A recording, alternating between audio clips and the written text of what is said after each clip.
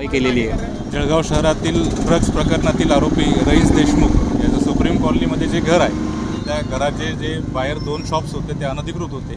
यामध्ये पोलीस विभागाकडून आम्हाला पत्र प्राप्त झालं आहे यांच्या अनधिकृत दुकानांवरती घरावरती कारवाई करण्याबाबत.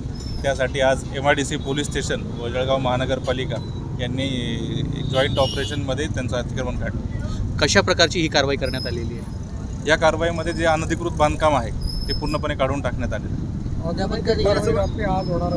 आज रात्री कारवाई नाही होणार. आता पुढील ॲक्शन काय असेल आपलं? पोलीस विभागाने सर्व 6 आरोपींच्या नावांविषयी पत्र दिले महानगरपालिकेला.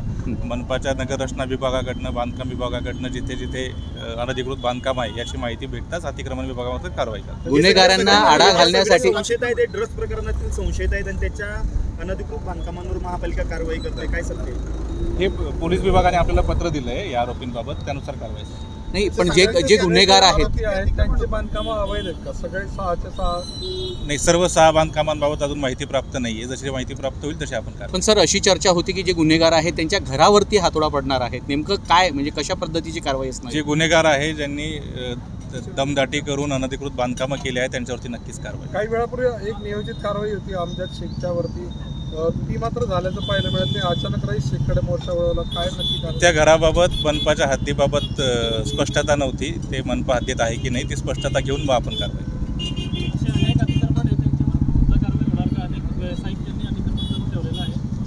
जे व्यावसायिक अतिक्रमण आहे त्यांच्यावरती मनपामार्फत नक्कीच कारवाई. नाही, असं कोणताही भेदभाव मनपाकडून केला जात नाही आहे. ज्यांचं बांधकाम अधिकृत आहे त्यांच्यावरती कारवाई. ठीक.